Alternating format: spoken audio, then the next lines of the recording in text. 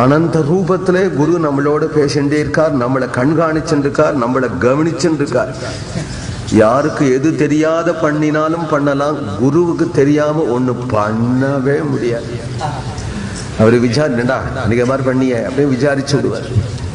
குரு நமக்கு தீர்க்க பந்து, குரு நமக்கு தயாளு என்கின்றதை நினைச்சுக்கண்டு அந்த அனுபவத்திலேயே இருக்கணும். அப்படிங்கிறத உயர்ந்த குருதேவரா இருக்க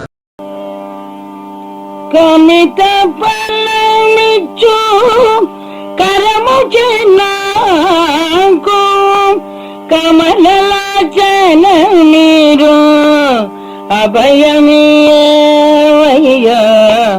స్వామి నీరే గతియనే నమ్మితిని నేను స్వామి మీరే.